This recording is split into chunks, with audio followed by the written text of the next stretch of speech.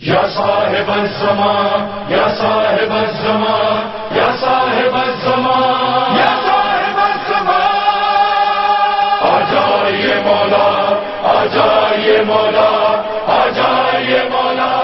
بین الاقوامی سطح پر بھی تشیع کا ایک مقام ہے اور اس کی حیثیت ہے، اس کا ایک کردار ہے،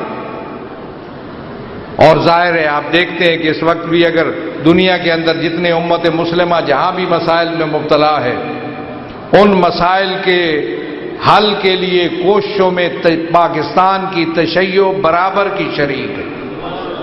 اگر بین الاقوامی سطح پر کہیں فلسطین کانفرنس ہوتی ہے تو جہاں فلسطین کا نامور رہنما بیٹھا ہوتا ہے، مجھے بتانے میں کوئی حرج نہیں ہے، تو اس کے ساتھ ہی پاکستان کے تشیع کی نمائندگی کی نشست ہوتی ہے۔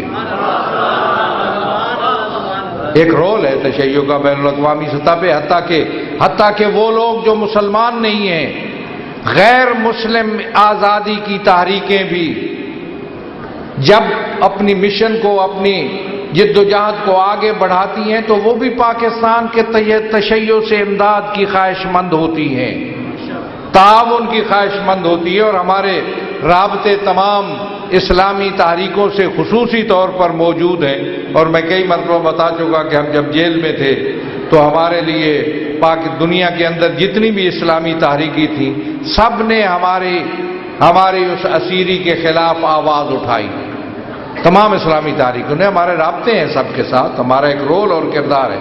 پاکستان کے اندر اسلامی نظام کے کیا جد و جہد میں ہم برابر کے شریک رہے۔ اگر متحدہ مجلس عمل بنی تو تشیع اس کے اندر برابر کی شریک ہے، بلکہ ہم نصف کے حصہ دار ہیں، کیونکہ شیعہ اور سنی جب دو حصوں میں آپ تقسیم کریں گے تو نصف کے حصہ دار شیعہ بنتے ہیں۔ اور میں یہاں یہ ضمناً آپ کو بتاؤں کہ متحدہ مجلس عمل 2008 سے لے کر اب تک متحدہ مجلس عمل کا قائم مقام سربراہ تشیع رہی۔ ہم نے اس کا اظہار نہیں کیا، کچھ بزرگوں کا احترام تھا، ہمارے سامنے وحدت و قوت کا ہدف تھا جس کو ہم ترجیح دیتے تھے۔ نام ظاہر کرنے سے ممکن تھا کہ وحدت میں کچھ رکھنا پڑتا ہے، اس لیے ہم نے کبھی اظہار نہیں کیا۔ اب تک متحدہ مجلس عمل کا قائم مقام سربراہ میں ہوں، اگرچہ وہ اس وقت فعال نہیں ہے، غیر فعال ہے، اور کبھی بھی اس سلسلے میں تبدیلی بھی آ سکتی ہے، لیکن رجسٹرڈ الائنس، اتحاد دینی جماعتوں کا، دینی قوتوں کا رجسٹرڈ اتحاد پاکستان کے اندر متحدہ مجلس عمل، اس کا قائم مقام سربراہ تشیع ہے۔ اور دینی جماعتوں کا ایک اور اکٹھ ہے، ایک تجمع ہے جسے ملی یکجہتی کونسل کہتے ہیں، جس میں 27 مذہبی تنظیمیں اس کے اندر موجود ہیں، چھوٹی بڑی 27 تنظیمیں۔ پہلے وہ تھا، ایک زمانے میں تھا، پھر رک گیا، اب دوبارہ اس کا احیاء ہوا۔ تو کوشش یہ تھی کہ اس کے اندر تکفیریوں کو بھی شامل کیا جائے۔ ہم نے شرط آئے گی کہ تکفیری اگر ہوں گے تو ہم وہاں بیٹھنے کے لیے تیار نہیں ہیں۔ اور پھر کہا گیا کہ نہیں، ہم شیعوں کے حوالے سے قرارداد پاس کریں گے کہ شیعہ امت مسلمہ کا حصہ ہے۔ میں نے کہا میں ان قراردادوں کو ضروری نہیں سمجھتا، یہ کمزور قراردادیں ہمارے لیے کافی نہیں ہیں۔ اور پھر میں نے کہا کہ میں اپنی شناخت، میں اپنی پہچان کسی قرارداد یا فتوے کی بنیاد پر نہیں کرانا چاہتا۔ تشیع کی پہچان اور تشیع کی شناخت کسی فتوے کی بنیاد پر ہمارے لیے قابل قبول نہیں ہے۔ اور ویسے اگر میں بات کروں تو پاکستان کے اندر ہم قرآن و سنت کو براہ راست سب سے بہتر سمجھ سکتے ہیں، کسی فتوے کے سہارے کی ہمیں ضرورت نہیں ہے۔ اب اس ملی یکجہتی کونسل کا قائم مقام سربراہ بھی میں ہوں۔ تشیع ہے، یہ رول ہے تشیع کا، یہ وقار ہے تشیع کا۔ یہ صرف باتیں نہیں ہیں یا کوئی ایسی چیز نہیں ہے کہ جو اپنے آپ کو بڑھانے کے لیے بیان کی جا رہی ہو، یہ حقائق ہیں۔ ملی یکجہتی کونسل سے فضا کیسی بنی؟ متحدہ مجلس عمل سے پاکستان کی فضا میں تبدیلی آئی یا نہیں آئی؟ دنیا نے دیکھا کہ بڑی تبدیلی آئی۔ ملی یکجہتی کونسل کے بننے سے بھی فضا کے اندر بہت بڑی تبدیلی آئی، اور یہ ایک پہلو تھا جس پہلو سے ہم تشیع کے تحفظ کے لیے جو کام کر رہے تھے، اس کا ایک پہلو یہ تھا کہ اس راستے سے ہم آئیں تاکہ وہ زہر جو پھیلانے کی کوشش کی جا رہی ہے وہ عوام تک سرایت نہ کرنے پائے۔ کوشش تھی اس ملک کے اندر شیعہ و سنی مسئلہ بنانے کی، کوشش تھی اس مسئلے کو فرقہ وارانہ بنانے کی۔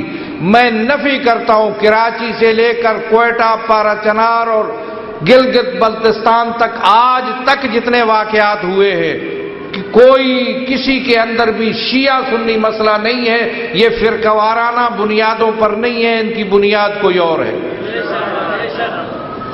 میں کہہ چکا، کئی سال تک میں کہتا رہا کہ پارا چنار کا قرم ایجنسی کا مسئلہ شیعہ سنی نہیں ہے۔ کچھ لوگ جذباتی تھے، نہیں مانتے تھے، اب سب تسلیم کر چکے کہ شیعہ سنی مسئلہ نہیں ہے۔ کوئٹہ کا مسئلہ شیعہ سنی مسئلہ نہیں ہے۔ تارگٹ کلنگ کا مسئلہ کوئی شیعہ سنی مسئلہ نہیں ہے۔ ایک زمانے میں تھا جب فرقہ واریت کو انہوں نے تشیع کے خلاف غلیظ مہم کو عروج پر پہنچایا، تو پھر اس کے نتیجے میں شیعہ شخصیات کی ٹارگٹ کلنگ شروع ہوئی۔ اس وقت ایک مسئلہ تھا، کسی حد تک تھا، لیکن وہاں بھی نام استعمال ہو رہا تھا مذہب کا، ٹائٹل استعمال ہو رہا تھا فرقوں کا۔ اصل میں قوتیں کوئی اور تھیں جو اس کے پیچھے کام کر رہی تھی۔ اور یہی سوال میں بڑی مدت سے کر رہا ہوں۔ 2010 کے سانحہ عاشور میں میں نے سوال کیا تھا کہ یہ کون لوگ ہیں جنہوں نے یہ واقعہ کیا؟ اس واقعے کے مرتکب کون ہیں؟ ان کے پیچھے کون سی قوت ہے؟ ان کے فنانسر کون ہیں؟ ان کے منصوبہ ساز کون ہیں؟ کون لوگ ہیں؟ اور اب تک میں پوچھ رہا ہوں سانحہ عباس ٹاؤن کے مرتکبین کون ہیں؟ ان کی پشت پر کون ہے؟ یہ سلیمانی ٹوپی پہنانے والے کون ہیں؟ جہاں قاتلوں کا پتہ نہیں چلتا، جہاں معلوم نہیں ہوتا کون قاتل ہے، کب آیا اور کیسے اس نے کارروائی کی، اتنے منظم انداز میں، اتنی باریک انداز میں اس قسم کے اقدامات بغیر کسی منظم قوت کے نہیں ہو سکتے۔ اور مذہب کا نام استعمال ہو رہا ہے، جو عنوان استعمال ہو رہے ہیں، میں تو کل بھی پریس میں نے کہا کہ آپ یہ جو نام لے رہے ہیں کہ فلاں گروہ مرتکب ہے یا فلاں گروہ، میں ان گروہوں کا نام نہیں لوں گا۔ میں نے تو ایک گاؤں سے لے کر کراچی کی ہائی لیول کی صحافت تک کے سوال کیا کہ آپ ان کی ڈیفینیشن کریں، یہ جو نام لیتے ہیں کہ فلاں گروہ ہے جو قاتل ہے، شیعوں کے قتل کے پیچھے اس کا ہاتھ ہے، یا فلاں گروہ ہے، آپ اس کی ڈیفینیشن کریں، میں آپ کو اپنا موقف بتاؤں گا۔ آج تک مجھے کوئی ڈیفینیشن نہیں بتا سکا۔ یہ کون لوگ ہیں؟ کس کے پالے ہوئے ہیں؟ ان کو تربیت کون دیتا ہے؟ ان کی پشت پناہی کون کرتا ہے؟ ان کو منصوبہ بنا کر کون دیتا ہے؟ یہی وجہ ہے کہ یہ مسئلہ بالا تر ہو چکا پاکستان کے قانون نافذ کرنے والے اداروں سے بھی اور پاکستان کی حکومتوں سے بھی۔ قانون نافذ کرنے والے ادارے بالکل ناتواں اور عاجز، حکومتیں کلی طور پر بے بس۔ جو لوگ کہتے ہیں حکومت، یہ فلاں حکومت کی مجرمانہ غفلت ہے، یہ فلاں حکومت کا یہ ہے، میں اس سے اتفاق نہیں کرتا۔ یہ فلاں حکومت کی بے بسی ہے،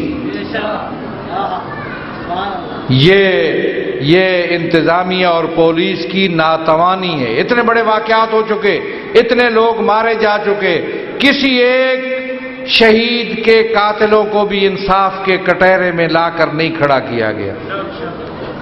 جو لوگ گرفتار ہوتے ہیں وہ یہ ڈرامے ہیں جو روزانہ رچائے جاتے ہیں، گرفتاری کے حقائق نہیں ہیں۔ اس لیے جب معاملہ یہاں تک پہنچا تو اب معاملہ پہنچ چکا ہے ریاست تک۔ پاکستان اسٹیٹ مملکت کی ذمہ داری ہے کہ وہ اس بارے میں جواب دے کہ پاکستان کے شہریوں کے، بے گناہ شہریوں کے تحفظ کے لیے کیا اقدام کیا اس نے۔ میں حکومتوں سے نہیں پوچھوں گا، حکومتیں جو تھیں وہ تو جا چکی، اب نئی جو آئی ہے خدا کرے کہ وہ ان بحرانوں سے نپٹنے کے لیے، ان چیلنجوں کا سامنا کرنے کی سکت رکھتے ہوں اور ان بحرانوں سے نپٹنے کے لیے کوئی اقدامات کریں۔ اور حکومت ہوتی ہی یہی ہے۔ اس ملک کے اندر دفاع، خارجہ پالیسی، امن و امان کا مسئلہ، معیشت کے مسئلے کو حکومتیں ہاتھ نہیں لگا سکتی۔ صورتحال اور ہے یہاں اس ملک کے اندر، جو لوگ یہاں آ کر پوچھتے ہیں کہ کیا کیا، تحریک نے کیا کیا، شیعہ علماء کونسل نے کیا کیا، حق رکھتے ہیں عام آدمی پوچھے، اس لیے کہ اس کی بے بسی ہے، اس کی بے چارگی ہے، اس پر زیادتی ہو رہی ہے، اس کا ظلم ہو رہا ہے، وہ آپ کا گریبان پکڑ کے بھی پوچھ سکتا ہے کہ آپ نے کیا کیا ہمارے لیے۔ جب ایک قومی ملی پلیٹ فارم ہے تو اس کو جواب دینا چاہیے کہ اس کے لیے آپ نے کیا کیا، آپ بتائیں کیا کیا اس کے لیے آپ نے۔ ہم نے جو کچھ کرنا تھا ان کے لیے، جو ہمارے بس میں تھا ہم نے کیا، ابھی بہت کچھ کرنا باقی ہے لیکن ہم نے کیا۔ تاریخ بر صغیر کی سب سے بڑی علماء کانفرنس ہم نے کی اور علماء کا پیغام، شرافت مندانہ پیغام حکمرانوں تک پہنچایا۔ یہ سب سے بڑا احتجاج تھا، معمولی بات نہیں تھی۔ علماء کرام کو کسی خاص مقصد کے لیے، کسی کی تائید و حمایت کے لیے جمع نہیں کیا گیا تھا، اس سے ماوراء ہو چکے ہم۔ ان کو قومی موقف کے لیے، قومی مسائل اور قومی چیلنجوں اور قومی بحرانوں میں رہنمائی کے لیے ان کو بلایا گیا تھا اور علماء نے ایک موقف دیا جس کو پہنچایا ہم نے۔ اور اسی طرح پہ جو ریلی منعقد ہوئی، پھر اس کے بعد آپ نے دیکھے کراچی میں اور پھر ملک کے اندر جو دھرنے ہوئے، پورا ملک جام ہوا، اس سے بڑھ کر اور کیا ہو سکتا ہے۔ اور مجھے جہاں آپ کے سامنے جواب دہ ہونا ہے، مجھے پاکستان کے ہر شہری کے سامنے جواب دہ ہونا ہے۔ میں مکتب اہل بیت کا ترجمان ہوں، ہر کلمہ گو کے سامنے جواب دہ ہوں۔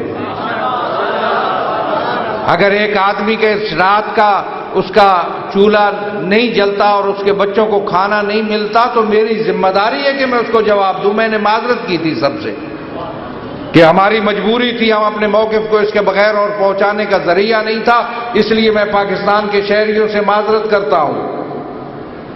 البتہ میں یہ سمجھتا ہوں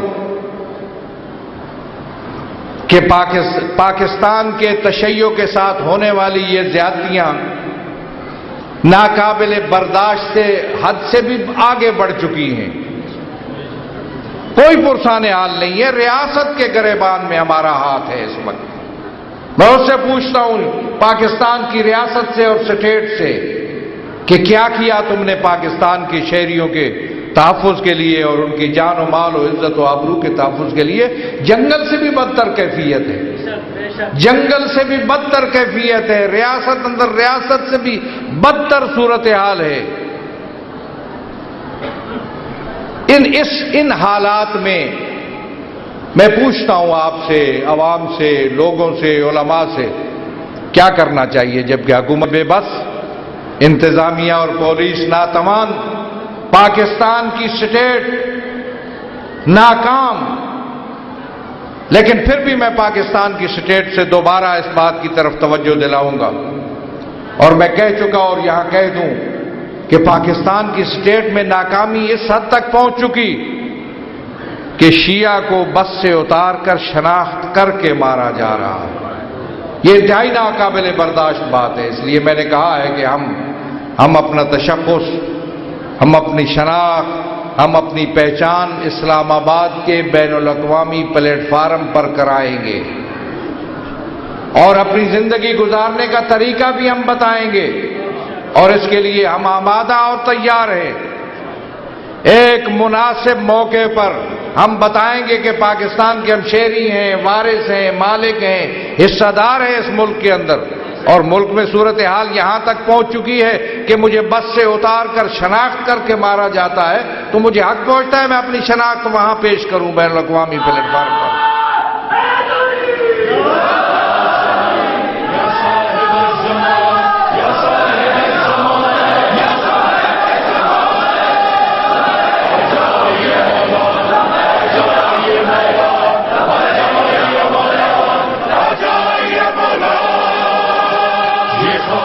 زہرا ہے یہ حیدر کا ہے ارمان اس ذکر پہ جان دیں گے اس ذکر سے ہے جان دھماکے نہیں مرتا کبھی